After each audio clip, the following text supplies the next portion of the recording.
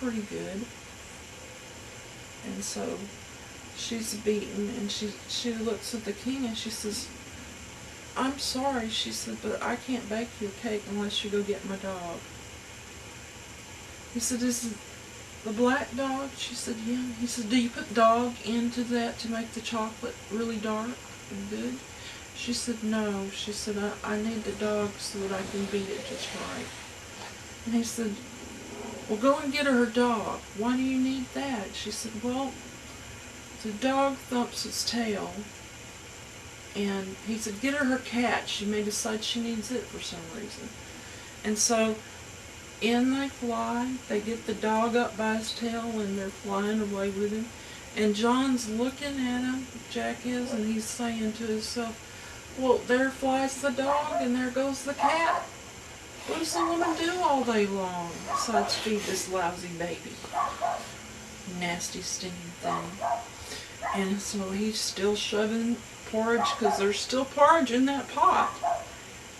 And so he thinks, well, I should go after the dog. I might need him, but nobody ever needed that cat.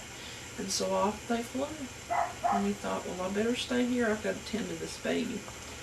And where is the woman? It's getting dark, and she's still not home. Taking her all that length of time to bake a cake.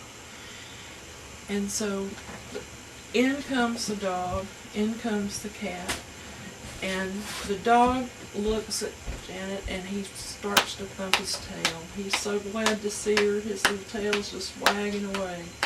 And the cat, being a cat, looked at everything disdainfully, made a circle 3 times, and then laid down to watch to see what was going on, and took a swat at one of the fairies. So the fairies kind of stayed away from the cat. Well, there she is, and she's beaten, and the dog's thumping, and the king and the fairies is flying around going, it's already starting to smell good. It smells like chocolate. And she says,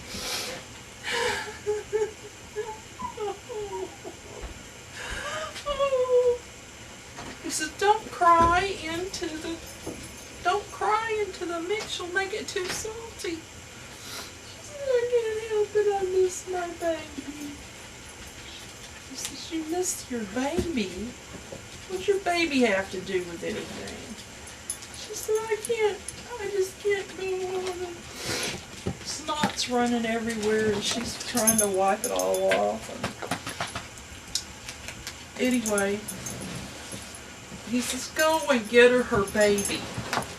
Go and get her baby. She's just gonna have the baby. I want that chocolate cake. It's starting to smell good already, and she hadn't even put it in the oven.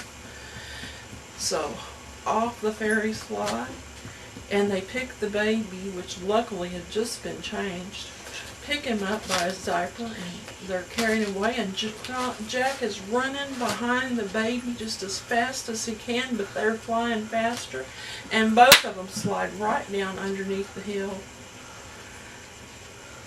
And Janet looks at him, she says, oh, I'm so happy, and she picks her baby up, and she puts him down again, and she puts him on the floor, and she gives him a pot, a pan, and a big old ladle to beat him with. And so he's beaten on the floor, and Jack's going, but where are we? We're under the hill, and what are you doing? She says, just follow my lead, okay? Just do what I tell you. And he says, okay, but we're underneath the hill, and you know what happens to people underneath the hill, and I don't like to be underneath fairy hills. And she says, shh, just follow my lead.